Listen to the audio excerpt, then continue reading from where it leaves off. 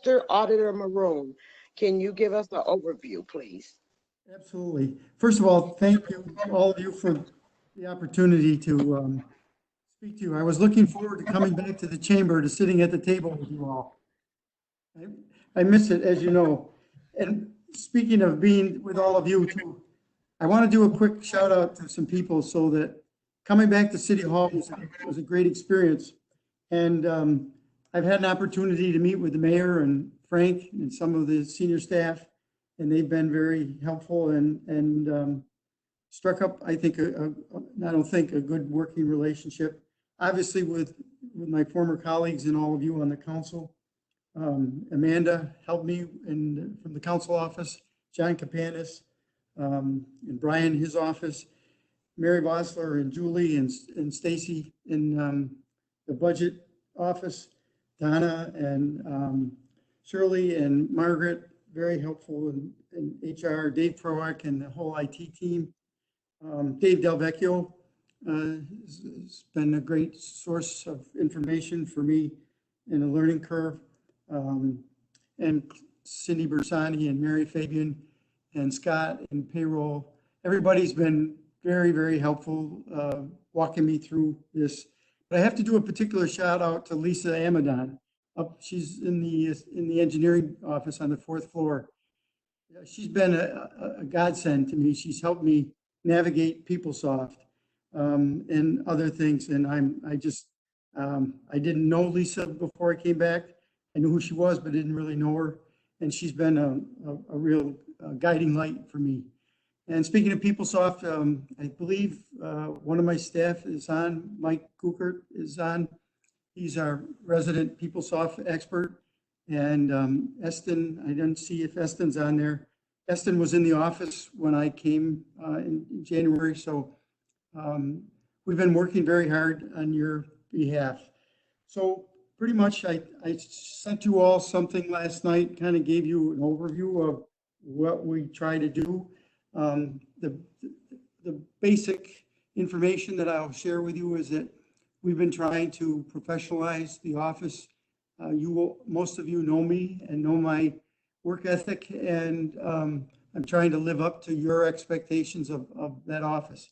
And we've been working very hard, the three of us, and we had hoped to have some audits for you in advance of this meeting, but due to circumstances out of our control with the pandemic, et cetera, we didn't get them completed. But just to let you know, we have 4 in process. We've done the purchase card program, and we just about completed our draft of that last night. We have the Syracuse Fair Employment Act in the box. That's 99% completed. We have cash investments. Mike's working on that. And Dave Zefla and Nicole in Dave Delvecchio's office, right, have been very helpful in getting that. And President Hudson had talked with me before. Actually, I started, and we talked a little bit about the living wage. And so that will be completed hopefully in the next couple of weeks. I'm still waiting on some information from Dawn Cleary. She's the last person that I'm trying to do. So we should have within the next couple of weeks, 3 weeks maybe, we would have 4 audits completed for you for your review. In addition to which, you'll see in the document that I sent you all, I mentioned the idea of proposing an audit committee, and that's to be determined how that would evolve. And but it would be obviously representation from the Common Council, from the mayor's office, from staff, from external people, as well as others within the city, and trying to get a comprehensive group together that we would work with over the course of the year, share our work plan with. And I had intended also to meet individually with each of you in the council prior to having to leave City Hall. Some of you I've spoken with independently, and some a little, two or three of you at a time. But I'm trying to work through and get a sense of priority of things that you would like to see from our office. The other thing that I have done, that obviously, having been on the council before, I had worked with the external auditors. So I had conversations with Greg Evans prior to my start date, and he and I have been working on a working relationship that I will share with you at a later date. We'll flesh out the details of that, but the primary focus of that will be to try to do a comprehensive risk assessment, and that risk assessment would give us some indication of where our focus needs to be in terms of the internal controls. You heard Greg Evans say when he was making the presentation to you all that Nader always asks, how many journal entries do we make? And there was a significant number again this year. And it's, I've had conversations with the administration about this, and some of the people in the finance, and that we really need to get ourselves in a better position, not having that. Like also, many members of the council that was there when I was there had heard me always say about, two things, right? The devil's in the details, and I'm so confused. And I'm still confused because you all receiving the audit basically March 30th, when you get the proposed budget from the administration on April 8th, you get the mid-year transfer information. All this comes at one time, and it's very difficult and challenging for counselors, I think, to be able to read the materials, go through it, be able to sift through it and analyze it and make some collective thinking about the approach that we should take. And when you listen to the summary that was given relative to the audit, and I hope all of you had a chance to hear it and see what he said, there are many areas of concern, and they're long-standing. And again, you all know me as a person. This is not meant to be a criticism, but I have to say to you that it's unacceptable in terms of performance for our city. We need to be better about this, and I know this administration is working towards that. And there's some new people in positions, and I'm sure they want to see that improve. And but faced with the crisis that we are financially right now, all the more reason that we need to be very much on top of our finances and very much on top of our efficiency and our accountability. And I believe that the Office of the Internal Auditor can help do that and can work with all of you and also with the external auditor and the administration to have a more effective and efficient government. And I'm very excited about it. I love being back and engaged with all of you. And between Mike and Eston and myself, we will give you 110%. And so with that, I'll leave it open for questions. I think you see our budget. We are adding one staff person in this, and that would be an Auditor 3 level position. And that's so that we can, again, get to more audits. You see in the summary that there was 3 performed the previous year, and we've doubled that to have, even though we're only there half a year of this fiscal year, we'll have 6. And I put in there 10 next year. In the document that I forward to all of you, I gave you some indication of the breadth of the audits that we want to perform, some of which will take considerable amount of time and effort.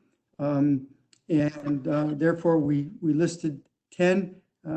Hopefully we'll get more than that, but I wanted to be reflective of the effort that and the commitment that we will make, that you will have the benefit of our work ethic. So with that, I'll leave it open for questions. Any of my colleagues have any questions for the auditor? No? Very Oh, nice. Nader, you did such a good job. President is Cho. Okay, Cho, go ahead.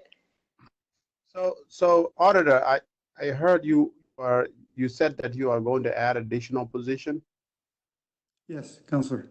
Now, is that with the consideration of COVID-19 in mind Yes. and the financial hit that it's going to do to the city? Yes. It's, from our budget increase from last year, I believe it's roughly about $30,000 from that, from our previous budget. But in light of the audit report that was given and has been historic, I think there's merit. I don't think, I feel very strongly that there's merit for it. And it will provide, hopefully, you all, as well as the administration, in working in partnership with them and the external auditor, much more information on a timely basis, and more thorough accountability across the board. Okay. One of the biggest, and thank you, Counselor, for bringing that. One of the things that, if you saw in the document that I sent you, if you read through the summary from the external auditor, and if you read the audit that was performed, there's two words that seem to come up repeatedly. It says internal controls. We are very weak in our internal controls. Again, this is not judgmental or critical. I believe it's a reflection on, we've transitioned somewhat with PeopleSoft. We have people in positions that come in and we don't have the luxury of having them necessarily trained before they come into the positions. And the expectation and the workload is considerable. And so working with Commissioner Del Vecchio and now with Brad and with Frank and with Greg, I feel very confident and that we can make some of these adjustments and have a better reflection in terms of the audit report that you all will be looking at a year from now. Could you talk more about the audit committee? Is that something you are creating, or was it something that was already there? That's something that I would like to create, and I'd like to have discussions with you all. So unfortunately, we didn't have a chance to do that before we all had to vacate City Hall. In my research over the past year prior to my running for office and reading about what audit offices are like in various cities across this country, I was very struck by the fact that there were many of the cities that I read their audit plans and looked at their websites and went through it, did the research. Those of you who know me, you know that's kind of the thing that I like to do. So I had read through it and I saw the benefits of that. A couple of things that really struck me was this audit committee would work, reporting to an audit committee would be very helpful in terms of getting ideas across the board from the various departments that would be interacting with. And again, I like to build relationships, and I don't know everybody that works in the various departments of the city. I know many, but not all. And so I'd like to build those relationships, have working relationships, so that when we come in to do the audits, it's in a positive enterprise. It's not trying to say, I got you. It's trying to work in harmony with people. In addition, one of the things that I saw from these audit committees was there were reports that had been presented by the Office of the Audit, going back and looking at previous years of audits and the recommendations that had been put forward by the audit office, had they been implemented. And again, based on building relationships and having people on an audit committee from the various entities of our city government, I think it would be to our advantage to not only in doing the audits, but then when the audit is completed and the recommendations are made, is the implementation and the follow-up to making sure that they're done. And this is all part and parcel. You You know, we hear a lot of this on the TV and on the news and on the radio these days about we're all in this together. And that's the way I feel about this job as being the auditor in our office.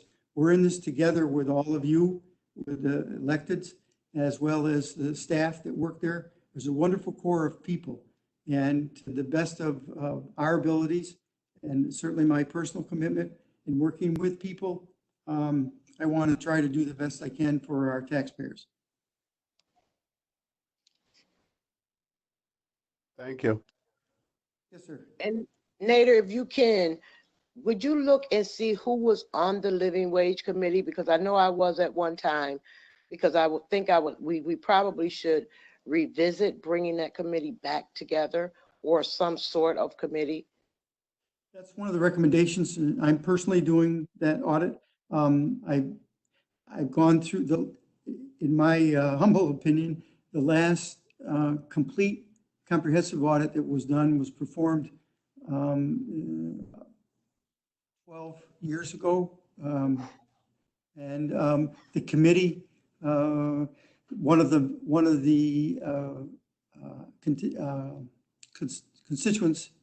constituencies that's supposed to recommend somebody to it, to this committee, is no longer even in existence. I can't find materials much beyond 2008 or 2009 in terms of meeting or notes. Really? Yes, I've talked with Lee Davis. I've talked with Don Cleary. I've talked with Mark Spatafor.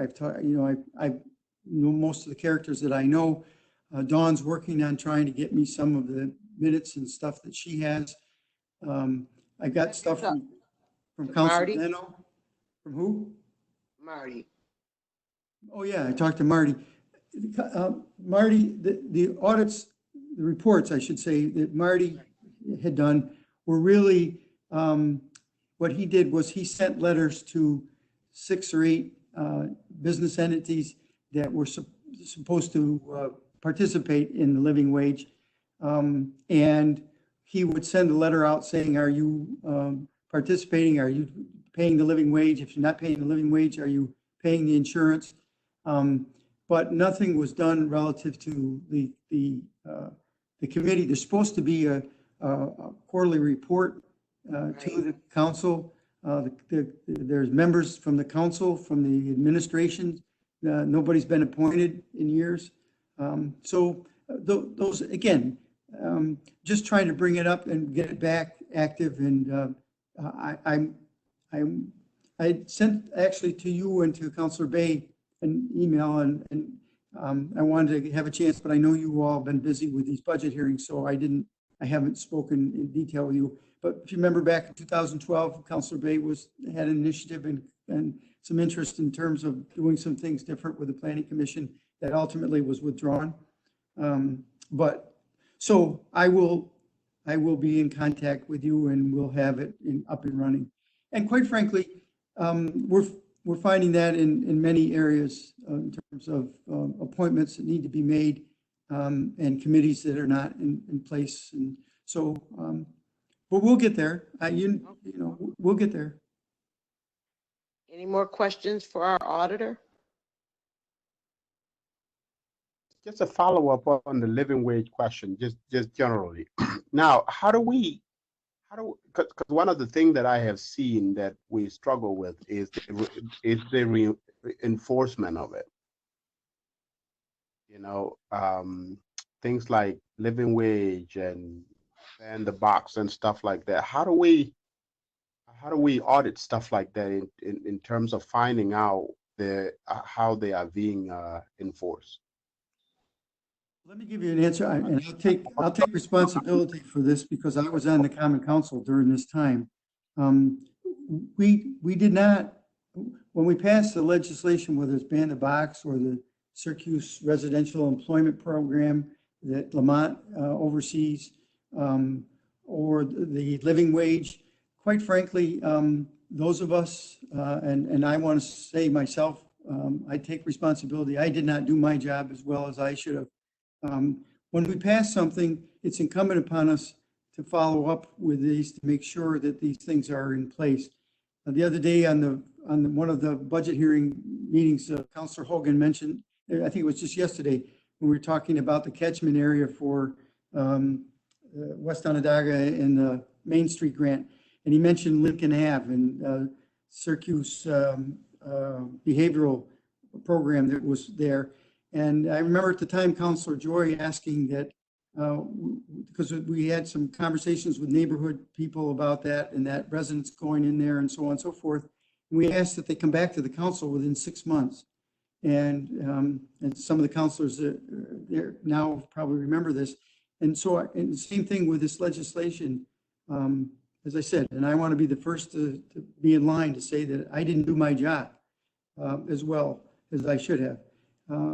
So Councilor Majuk, the way that we do it is that, first of all, there should be audits. There was required as part of the legislation that there would be audits done on these. There were also in the legislation and in the ordinance that there would be quarterly reports that would come to the administration and to the council. Those were not forthcoming, to the best of my knowledge, at least in the living wage and ban the box. So we're going to try to get that back on track and put it in place so that we don't have that problem going forward. Thank you. Thank you, Nader. That's it, Madam President, for me. Anything else? Okay, if not, Mr. Maroon, thank you for your time and your presentation. Okay, thank you all. Good to have you back, Nader. Thanks, Hoagie. I love it. We have All personnel right. at 4:30. Okay, so we'll just, on this line, we'll just stay on or mute yourself or